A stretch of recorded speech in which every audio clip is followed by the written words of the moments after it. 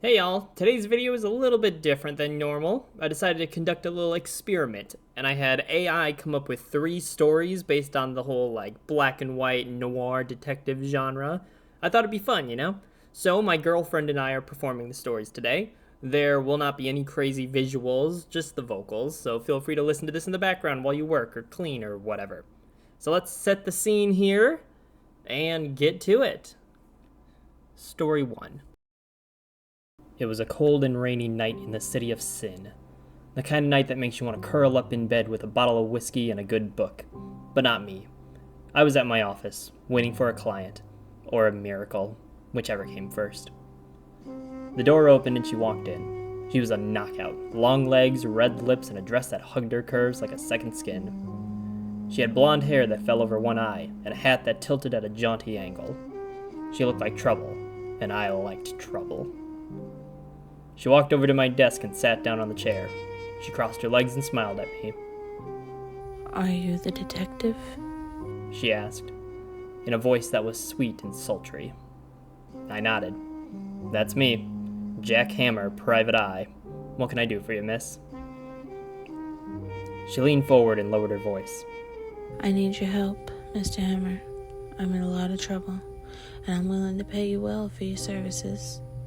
I raised an eyebrow. What kind of trouble? She bit her lip and looked around nervously. "It's a long story, but it involves my husband, a missing necklace, and a gang of ruthless thugs who want me dead." I leaned back and lit a cigarette. Sounds interesting. Tell me more. She took a deep breath and began her tale. She said her name was Lola Diamond. She was married to a wealthy jeweler named Harry Diamond. He had given her a necklace for their anniversary. A necklace worth a fortune. A necklace that had been stolen from his safe by a masked intruder. A necklace that was the key to a dark secret that could ruin his reputation and his business.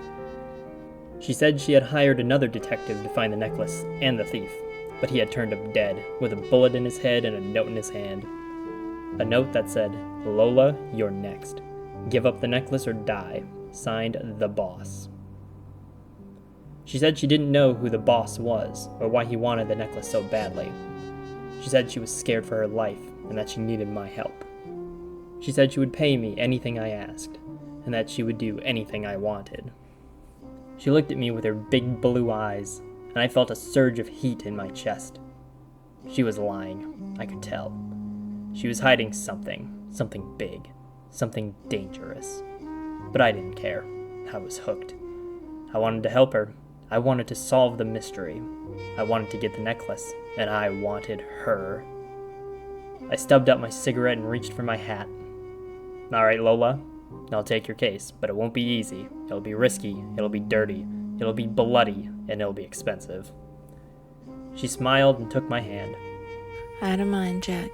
I like it that way, and I think you do too." We left my office and got into my car.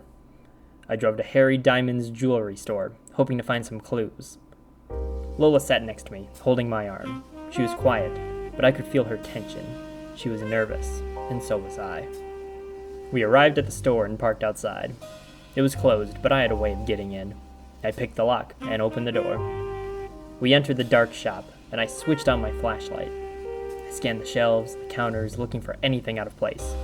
Lola followed me, clutching my hand. "Where's the safe?"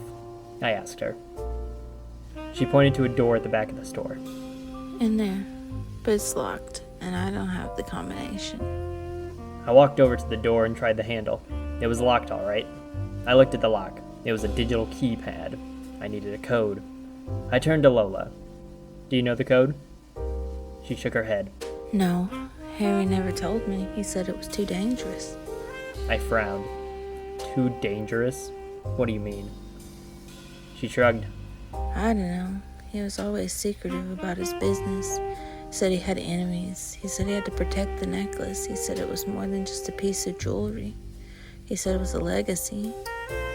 I decided to try my luck with the keypad. I pressed a few random numbers, hoping for a miracle. Nothing happened. I tried again. Still nothing. I was about to give up when I heard a click. The door opened. I looked at Lola, surprised. She looked at me, guilty. "What did you do?" I asked her. She smiled nervously. I lied. I do know the code. Harry told me once when he was drunk. He said it was our anniversary date, 12/25/23. I felt a pang of anger. She had lied to me. Again. Why? What was she hiding? I pushed her aside and entered the safe room. It was dark and cold. I switched on my flashlight and looked around. There was a large metal safe in the corner. It had a dial and a handle. I walked over to it and tried to open it. It was locked. I turned to Lola. "Do you know the combination for this one?" She nodded. Yes. Harry told me that too. He said it was his lucky number, 131313. I rolled my eyes. Harry was not very creative with his codes. I spun the dial and entered the combination. The safe opened. I looked inside. There was a velvet box. I took it out and opened it.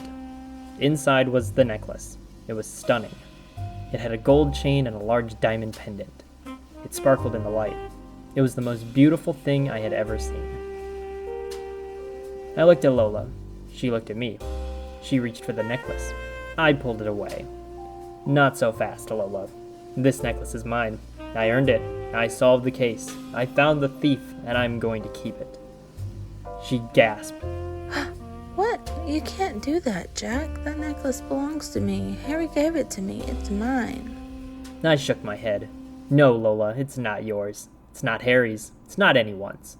It's a fake. A counterfeit. A knockoff. A cheap imitation. It's worth nothing. Zero, zilch, nada." She looked at me, confused. What are you talking about, Jack? That necklace is real. It's genuine. It's authentic. It's worth a fortune, a million, a billion, a trillion. I laughed. "No, Lola, it's not. It's a lie, a scam, a con, a hoax. It's part of a bigger scheme. A scheme that Harry was involved in. A scheme that got him killed. A scheme that you were a part of. A scheme that I just exposed." She looked at me, scared. What scheme, Jack? What are you talking about? I smiled. "The scheme, Lola. The scheme that Harry and his partners cooked up. The scheme that involved stealing a real necklace from a museum. The scheme that involved replacing it with a fake one. The scheme that involved selling the fake one to a buyer. The scheme that involved splitting the money. The scheme that involved double-crossing each other. The scheme that involved killing each other. The scheme that involved you, Lola. You, the femme fatale. You, the seductress. You, the liar. You, the killer." She looked at me, shocked. How did you know, Jack? How'd you find out? I showed her my badge. "I'm not Jack Hammer, Lola. I'm not a private eye. I'm a cop, a federal agent. I've been on this case for months. I've been tracking Harry and his gang. I've been following their moves. I've been waiting for their slip-up, and they finally made one. They hired you, Lola. You, the worst actress in the world.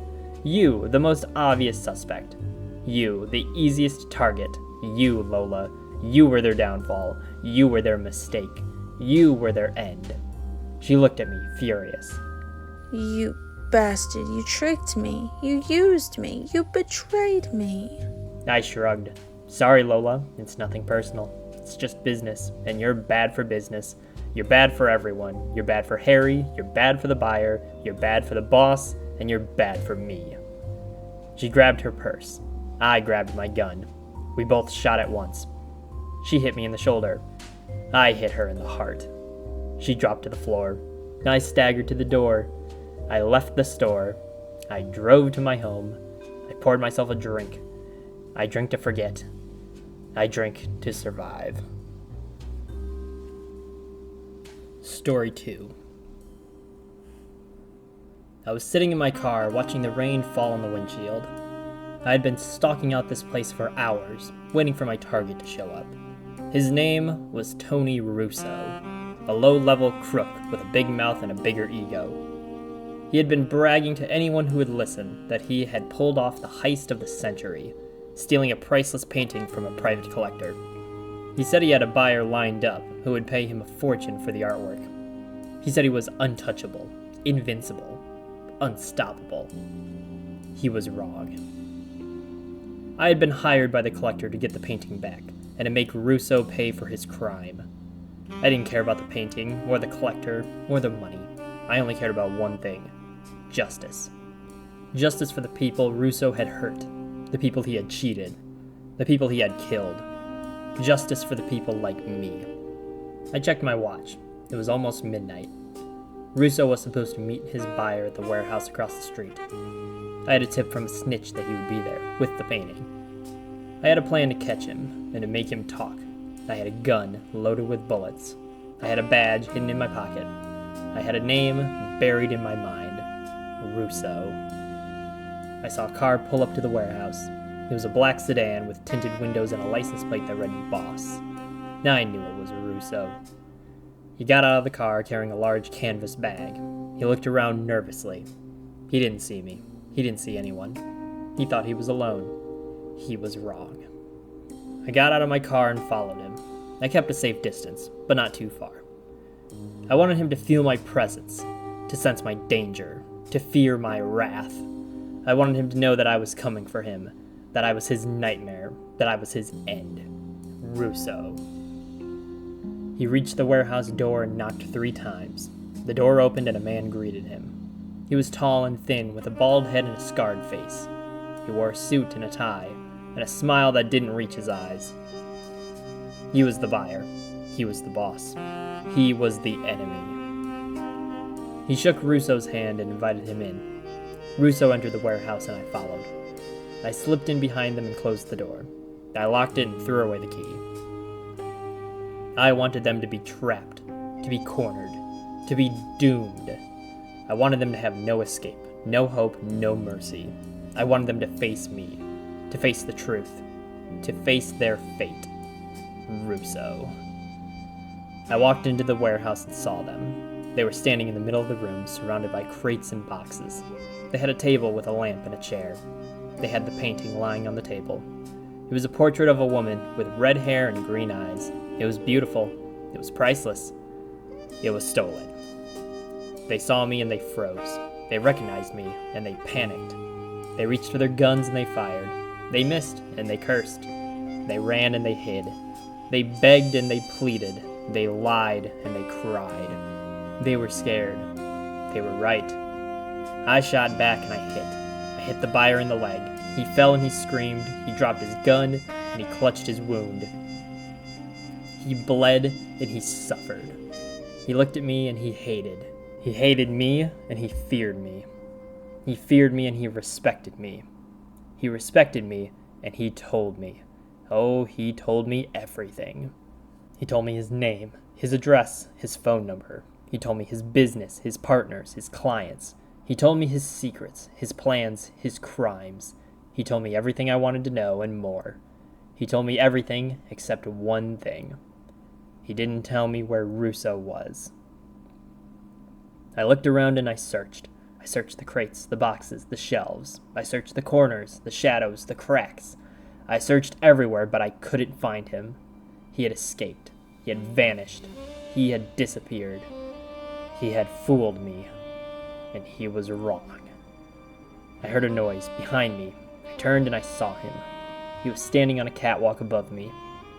He had a gun pointed at me. He had a grin mocking me. He had the painting taunting me. He had the nerve challenging me. He had Russo. He spoke and he laughed. He laughed at me, at my failure, at my defeat. He laughed at my pain, at my anger, at my hate. He laughed at my justice, at my mission, at my name. He laughed at Russo. He said he had won, that he had beaten me, that he had outsmarted me. He said he had the painting, that he had the money, that he had the power. He said he had everything, that he had nothing to lose, that he had nothing to fear. He said he was wrong. I shot him, and I killed him. I killed him, and I watched him fall. He fell, and he dropped the painting. He dropped the painting, and it shattered. It shattered, and it revealed. It revealed the truth, the real truth, the only truth. It revealed that the painting was a fake. It revealed that Russo had been duped, that he had been cheated, that he had been robbed. It revealed that he had stolen nothing, that he had gained nothing, that he had lost everything. It revealed that he had died for nothing, that he had lived for nothing, that he had been nothing. It revealed that he had been Rousseau. I walked over to the painting and I picked it up. I picked it up and I looked at it. I looked at it and I smiled. I smiled and I felt. I felt satisfaction. I felt relief. I felt peace. I felt justice. I felt Rousseau. I left the warehouse and I got into my car. I drove away and I threw the painting out the window. I threw it out the window and I forgot about it. I forgot about it and I remembered. I remembered my name, my badge, my gun. I remembered my job, my duty, my honor. I remembered my purpose, my goal, my destiny. I remembered Rousseau. Story 3. I was just a regular Joe, sipping my black coffee at the corner diner, watching the rain patter down the greasy window like a million tiny dancers with muddy tap shoes. The neon lights flickered, throwing a sickly glow on the empty seats and sticky floor. The clock above the cash register ticked away the hours like it had nothing better to do. That's when she walked in. Her name was Lila, or at least that's what the name tag on her rain-soaked coat said. She had legs that could make a saint sweat and eyes that had seen more than their fair share of storms. She slid into the booth across from me, droplets of water tracing down her cheeks like tears that hadn't quite made up their minds. The waitress, a woman who'd seen enough to know better than to ask questions, brought her a cup of coffee without being asked. Lila's hands trembled as she wrapped them around the warm porcelain, drawing in the steam like it was a lifeline. Thanks, she murmured, her voice like a half-forgotten melody. You okay? I asked, playing it cool. Her eyes met mine, a storm brewing in their depths. Depends what you'd call okay in a place like this. The silence between us grew thick, like a fog rolling in off the streets outside. Then she leaned in, her breath a mix of mint and secrets. I need your help, she whispered. I'm in a world of trouble, and I think you're the only one who can get me out. My name's Harry, and up until that moment I thought my night was going to be as bland as the meatloaf special. But now the air was charged with the scent of a fresh case, and my gut told me this dame had a story worth hearing. The corner diner was a relic, a faded slice of the past, clinging to the modern world like a stubborn piece of gum on the sidewalk. Its chrome edges had lost their shine, the vinyl seats cracked and stained. But it was a place where anyone could find refuge, if only for a cup of coffee and a moment's reprieve from the relentless rain. I was a man of routine, a creature of the night who found comfort in the predictable rhythms of the city that never slept. I was in the middle of this nightly vigil, the dance of shadows and neon outside the window, when she shattered the stillness. Lila moved with a grace that seemed out of place in the diner's harsh light. Her coat was a deep shade of red, standing out against the monochrome palette of the room. It clung to her like a second skin, outlining the curves that the rain had failed to hide. Her hair was a drenched mess of dark waves, framing a face that held a mysterious allure. The droplets of water that clung to her lashes sparkled like diamonds in the artificial glow. She was the kind of woman who could make a man's heart race with just a glance, and she knew it. The waitress, a woman named Betty with a heart of gold and a penchant for cynicism, had seen it all. She'd been serving up coffee and sass for longer than anyone cared to remember, but even she couldn't help but cast a curious eye at the newcomer. She slid the menu over with a knowing smile, but Lila just shook her head. Coffee, she said, her voice a smoky whisper that seemed to hang in the air. Black, please. As Betty shuffled away, her orthopedic shoes squeaking on the linoleum, I took in the sight of Lila. Her eyes were a deep, haunted brown, with dark circles that spoke of sleepless nights and painful truths. They searched the room as if looking for an escape route or a friendly face, but all she found was the rain-spattered glass and the indifferent stare of the clock. When the coffee arrived, Lila cradled the cup like it was a precious jewel. The steam rose between us, a momentary barrier in a world where privacy was as rare as an honest politician. I felt the weight of her gaze, the unspoken words hanging in the air like the mist on the windows. I knew that look, had seen it 100 times before in the faces of desperate souls who had nowhere else to turn. Her hand, when it reached across the table, was cold and trembling. I need to talk. She said, her eyes locking onto mine. Can I trust you? There's something in her voice that tugged at my conscience, a thread of vulnerability that I hadn't expected. It was a siren's call, one that promised danger and intrigue, and I was helpless to resist. I nodded slowly, setting down my coffee. I'm all ears, I said, leaning in slightly. The rain outside grew louder, the drumming on the roof a backdrop to the quiet intensity of the moment. Lila took a deep breath, and the words began to spill out of her mouth, a river of secrets and fear. I listened, my mind already racing with the possibilities, the puzzle pieces of a new case beginning to take shape. The air in the diner grew colder, the neon signs outside casting a flickering glow that painted the room in shades of sickly green. Lila's story was one of betrayal and deceit, of a world where trust was as elusive as a clear conscience. Her words painted a picture of shadows and lies, a tale that wove through the city's underbelly like a serpent seeking prey. Her voice grew softer, the storm in her eyes growing stronger. They're after me, she whispered. They think I know something. Something they're willing to kill for. The clink of silverware and the murmur of distant conversations faded away, leaving only the sound of Lila's breath and the relentless beat of the rain. I felt a shiver run down my spine, the thrill of the hunt mixing with a twinge of unease. I've been running for days, she continued, her grip tightening on the coffee cup. They're everywhere. I can't tell who's on my side anymore. Her words were like a key turning in a lock, unlocking a Pandora's box of questions in my mind. Who's they? I asked, my voice low and measured. Lila's gaze darted around the room before settling back on me. The kind of people who don't leave fingerprints, who whisper in the dark and make enemies disappear. The diner's warmth did little to dispel the chill that her words brought.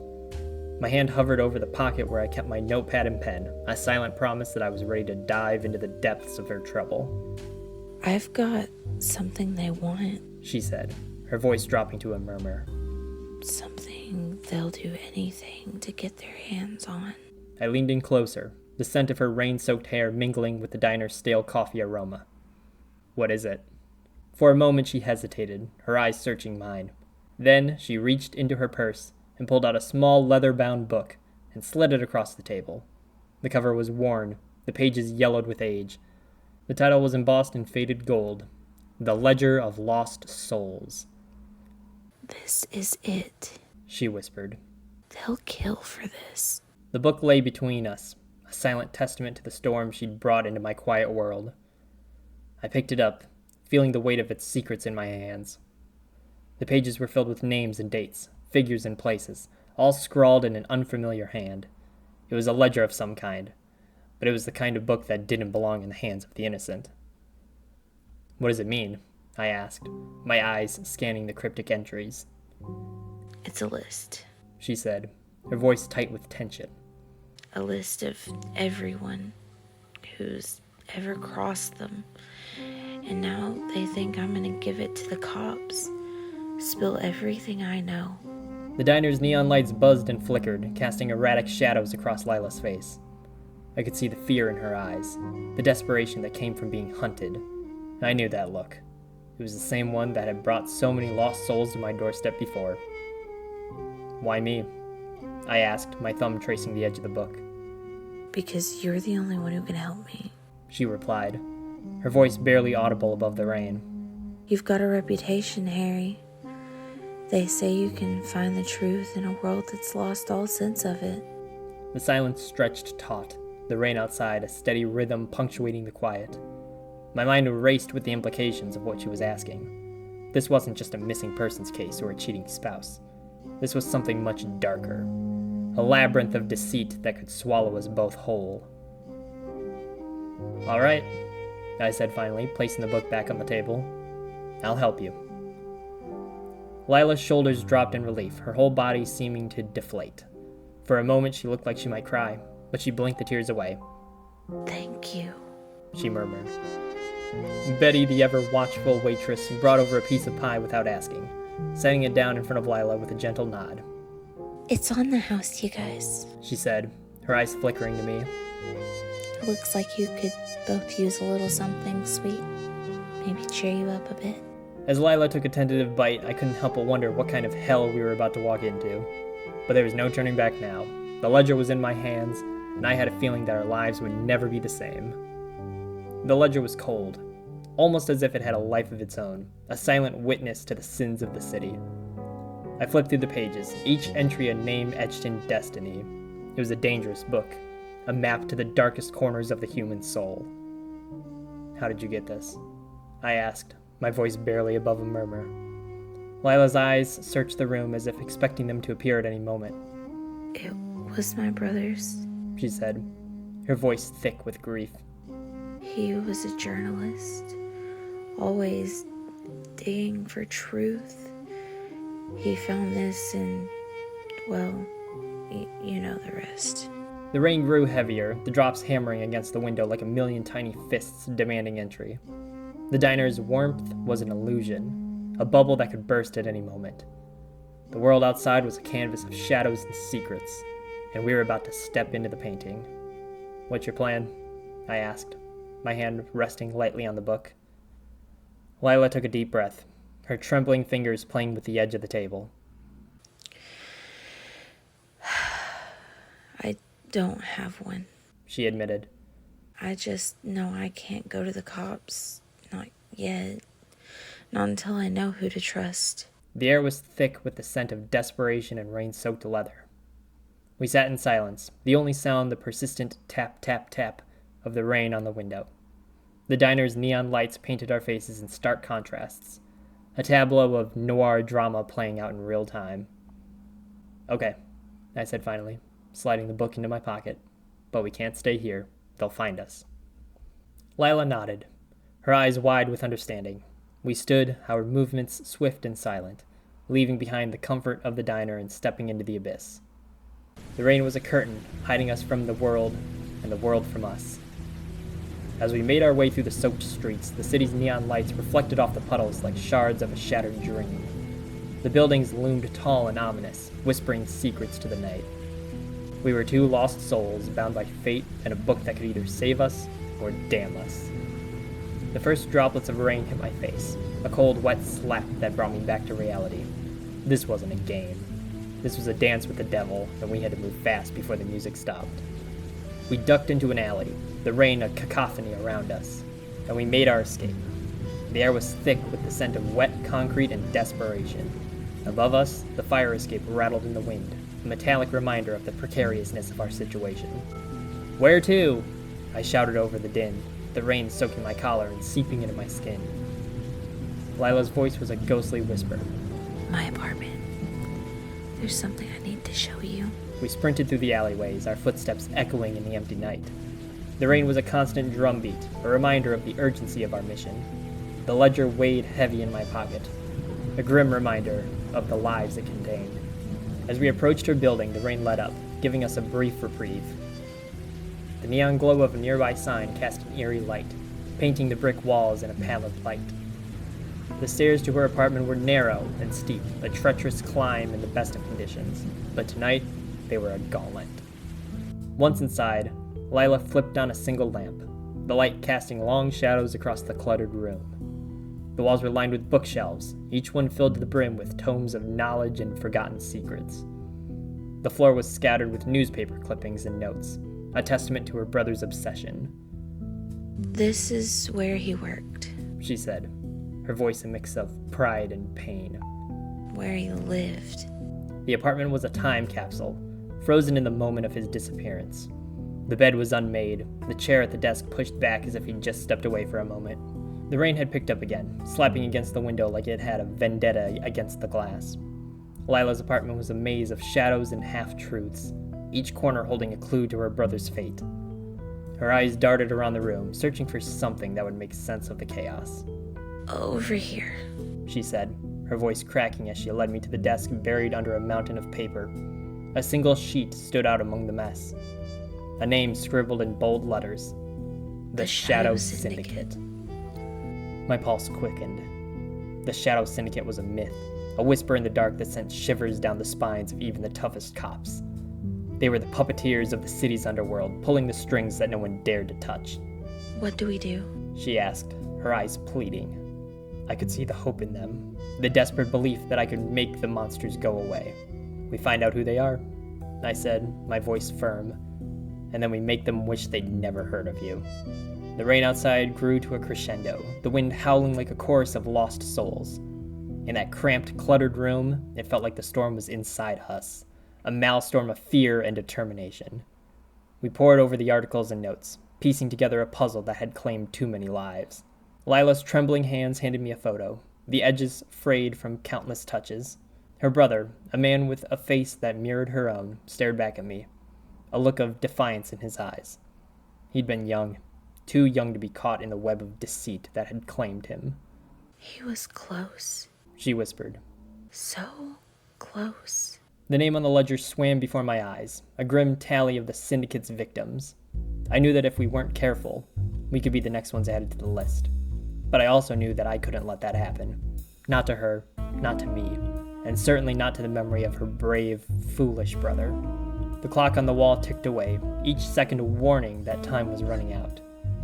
The rain had turned to a gentle patter, a lullaby for the city that never sleeps. But in that room, in that moment, it felt like the calm before the storm. We had a name, a book of sins, and a burned desire for justice. The world outside was a minefield of treachery and danger, but we had to navigate it.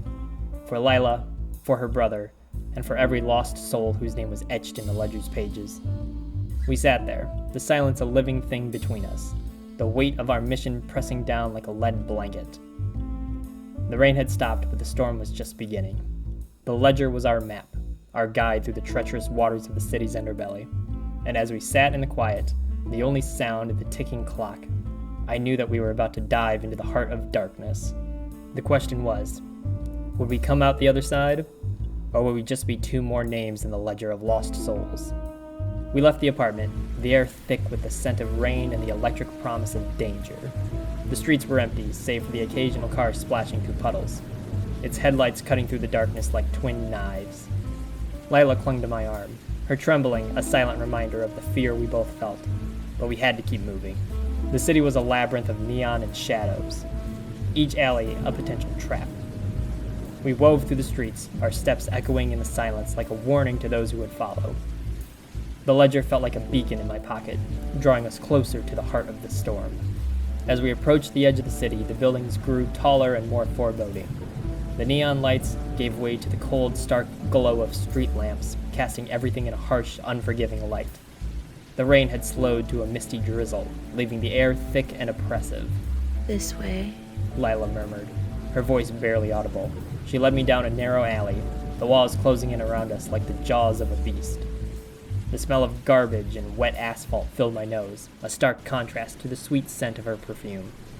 The alley opened up into a small courtyard, the buildings looming over us like ancient sentinels. A single light flickered in a window high above, casting a feeble glow on the rain-slicked cobblestones. It was a place where secrets went to die, and we were about to uncover the biggest one of all. Lila stopped in front of a nondescript door, the kind that blended into the shadows. She fumbled with her keys, her hands shaking. This is it, she whispered, her eyes searching the darkness. The door swung open with a creak that seemed to echo through the night. Inside, the room was dimly lit, the air thick with cigarette smoke and the scent of something off. The walls were lined with more bookshelves, the books spilling onto the floor in a chaotic mess. What is this place? I asked, my hand hovering over my gun. A safe house? She replied, her voice barely above a whisper. Or at least it used to be. The room was empty, the only sound of the drip, drip, drip of water from our soaked clothes, but I could feel eyes on us, the weight of unseen observers. They're here, Lila breathed, her grip on my arm tightening. The floorboards creaked, a warning shot in the quiet, and then the shadows moved. Figures emerged from the darkness, their faces hidden by the brims of their hats. They were the monsters she talked about, the ones who didn't leave fingerprints. You shouldn't have come here, one of them said, his voice a cold, emotionless monotone. Now you've seen too much. I pushed Lila behind me, my hand finding the comforting weight of my gun. "Let's talk," I said, trying to keep the tremor from my voice. But they didn't come for talking. They came for the ledger, for the power it held. And as they closed in, I knew that we were in for the fight of our lives. The first one stepped forward, a silhouette in the dim light. I could see the glint of a knife in his hand, a promise of pain. Lila's eyes met mine, a storm of emotions playing across her face. Fear, anger, determination. And in that moment I realized that she was more than just a damsel in distress. She was a storm in human form, a force of nature that could not be contained. With a roar, she lunged at the nearest figure, her movements surprisingly swift for someone so delicate. It was a dance of desperation, a ballet of survival. And as we fought, the room around us seemed to come alive, the books on the shelves whispering the secrets they'd been holding for so long. The fight was brutal, a cacophony of grunts and shattering glass. We were outnumbered, but we had the element of surprise on our side. The first one came at me, a knife glinting in the dim light. I stepped aside, letting his momentum carry him past, and slammed my elbow into his back. He crumpled to the floor, the knife skittering away. Lila was a whirlwind of fury, her fists and feet flying as she took on 2 or more of the shadowy figures. The room was a blur of motion, a pattern of struggle, and the shattering of 1,000 silent promises. A hand grabbed my coat and I swung around, my fist connecting with a jaw. Teeth scattered across the floor like discarded confetti, and the man stumbled back, blood spurting from his mouth. Lila screamed, and I saw one of them had her pinned against the wall, a hand over her mouth. I lunged, but the other was on me, his breath hot and sour as he whispered, "Give us the book." I twisted free, my hand reaching for the ledger. "You want it?" I taunted, holding it out like a dangling carrot. "Come and get it." He took the bait, lunging for the book. I stepped aside, letting him stumble past. As he turned, I swung the book with all my might, catching him in the temple. He crumpled like a rag doll, and the room went quiet, save for the ragged breathing of our foes and the steady drip of rain outside. Lila's eyes met mine, a question in their depths. What now? The answer came in the form of a gunshot, the sound echoing through the alley like a declaration of war. The remaining men bolted, leaving us alone in the quiet chaos of the room. We stumbled out into the rain, the cold air a slap in the face after a stifling heat of the apartment. We were alive, but the night was far from over. The ledger was our lifeline, our ticket out of this mess, and I knew we couldn't let it go. We had to move fast, to stay one step ahead of the storm that was closing in around us. The city was a labyrinth of streets and alleys, each one a potential trap. We stuck to the shadows, the rain a cloak that muffled our footsteps. Lila clung to me, her trembling subsiding into a fierce determination. We were in this together, 2 lost souls navigating the treacherous waters of the city's underbelly. As we ran, the neon lights above us flickered like the heartbeats of the city's secrets. Each pulse brought us closer to the truth, closer to the heart of the beast we were hunting. And with every step, I could feel the weight of those lost souls on my shoulders, urging us forward. We ducked into a dingy motel, the kind that rented by the hour and didn't ask questions. The clerk barely looked up as we passed, the TV flickering in the background, casting a sickly glow on his haggard face. We found a room in the back, the door sticking as we pushed it open. Inside, the air was stale, the bed a questionable sanctuary, but it was safe, for now. We collapsed onto the bed, our breathing ragged and our hearts racing. The ledger lay between us, a silent sentinel of the secrets we held. What now? Lila asked, her voice raw from screaming. I took a deep breath, the weight of the question heavy in my chest. We find out who's behind this, I said, my voice firm, and we bring them to justice. The rain had stopped, but the city was still drenched in the sweat of secrets and lies. We had a name, a book, and a burning need for vengeance. The Shadow Syndicate was a monster we had to slay, a beast that had taken too much from us. And as we lay there, the clock ticking away the moments, I knew that we were about to step into the abyss. But I also knew that we wouldn't be alone. The ghosts of the ledger were with us, their whispers a constant reminder of what was at stake. The first light of dawn peeked through the blinds, a sliver of hope in the gloom. We can't stay here, Lila murmured, her voice a soft echo in the silence. I know, I said, my eyes never leaving the ledger. But we need a plan. The motel room was a sanctuary, but it was also a prison. Every minute we stayed, the noose tightened around our necks. We had to act, and act fast. We spent the day piecing together the puzzle, using the clues scattered among the newspaper clippings and notes. The Shadow Syndicate was a hydra, a creature with many heads, each one more dangerous than the last. We had to find the one that mattered, the one who held the secrets that could bring them down. The sun set, casting the room in a cold blue light. The neon outside grew brighter, a stark contrast to the shadows we were about to delve into. We had a name, a location, and a determination that could have moved mountains. "Ready?" I asked, the ledger tucked safely in my pocket. Lila nodded, her eyes steely. Let's end this. We stepped into the night, the city's pulse beating around us. The air was cool, the rain a distant memory. The streets were a maze of temptation and deceit, each corner a potential dead end. The location we sought was a club, nestled in the heart of the city's red light district. The neon lights pulsed with a rhythm that seemed almost alive, the thump of bass a siren's call. We moved through the shadows, the ledger a silent sentinel in my pocket. Inside, the air was thick with smoke and the scent of desperation. The club was a cesspool of humanity, a place where the lost went to forget. The lights danced across the floor, a kaleidoscope of color that did nothing to hide the darkness in the corners. We found our mark, a man who went by the name of the Accountant. He was a small fish in a big pond, but he had the information we needed. I approached him, Lila hovering just out of sight. "You know why we're here," I said, my voice low and dangerous. The accountant's eyes grew wide, the color draining from his face. You can't have it," he stammered, his eyes darting to the ledger. "We already do," I said, holding up a photo of the book. "Now tell us what you know." The room around us grew tense, the music and laughter a distant memory. The air was electric, charged with the potential for violence. "They'll kill me," he whispered. Not if we get to them first, Lila said, stepping into the light. The accountant's eyes grew wide, a flicker of hope in his gaze. Okay, he said, his voice shaking. "But you have to get me out of here." The deal was struck. The price of his life? A handful of names in a single location. We had our first piece of the puzzle, a thread we could pull to unravel the entire syndicate. As we left the club, the rain began to fall again, a gentle reminder of the storm we'd stirred. The night was alive with the whispers of the city, secrets dancing in the shadows. We had the beginnings of a plan, a way to bring down the monsters that had claimed so many lives.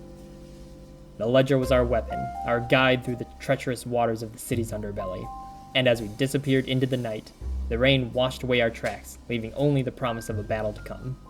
The accountant's apartment was a fortress of paper, the walls lined with filing cabinets and the floor buried under stacks of documents. The air was stale, the only scent the faint musk of old ink and fear. He sat in a chair, surrounded by his life's work, the ledger open on his desk. His eyes darted between us and the book, as if it were a living thing that could offer him salvation. "Tell us," I said, my voice firm but calm. "Or we walk away and you're on your own." He licked his lips, his eyes flickering to the window. The rain had picked up again, the drops racing down the glass like they were trying to escape the room's tension. "They have a meeting tonight," he finally said. "At the docks. The big boss will be there." Lila's grip on my arm tightened. When? "Midnight," he replied, his voice shaking. "But you can't go alone. They'll kill you." "We'll manage," I said, confidence I didn't entirely feel. We left the apartment, the weight of our newfound knowledge heavy in the air. The city was a chessboard, and we were about to make our move. The docks were a maze of rusty metal and puddled water, the only light coming from the occasional flicker of a street lamp. The rain had turned the ground to mud, making each step a deliberate choice. The sound of the waves was a constant reminder of the vastness of the world beyond the city's grip. We waited in the shadows, the ledger a beacon in the dark. The syndicate's men arrived in a convoy of black sedans, their faces hidden by the rain and the night. They moved with the confidence of those who knew they owned the shadows. As the clock struck midnight, a figure emerged from the largest car. He was a man of average height, but the air around him seemed to crackle with power. The big boss. Our moment had come. He stepped out of the shadows, the rain plastering our clothes to our bodies. The men around the big boss tensed, reaching for their weapons. "We have something of yours," I called out, holding up the ledger. The big boss's eyes narrowed, his gaze flickering from me to Lila and back. And what makes you think I want it back? Because Lila said, her voice clear and strong. without it, you're just another name in the book. The tension grew, the rain a backdrop to our standoff. The big boss's smile was a chilling thing, a promise of pain and retribution. Bring it to me, he said, his voice a slick threat. We approached, the ledger held out like a peace offering. As we got closer, the rain slackened, as if the sky itself was holding its breath. The big boss took the book, his eyes scanning the pages. His smile grew wider, more genuine. You've done well, he said. But now, you know too much. The gunshots rang out, a symphony of chaos in the quiet night. The world around us erupted into a cacophony of screams and shouts. Lila and I dove for cover, the ledger forgotten in the hailstorm of bullets. The big boss was still smiling, his eyes never leaving ours as he disappeared into the night, his men falling like dominoes around him. The battle was fierce, a dance of death in the puddled streets. Each shot was a question, each answer a body hitting the ground. We fought with everything we had, the ledger's secrets a siren's song in our ears. And when the smoke cleared, we were left standing, the rain washing the blood from our faces. The big boss was gone, but the ledger remained. Our mission had only just begun. The city was our stage, the ledger our script, and the Shadow Syndicate our audience.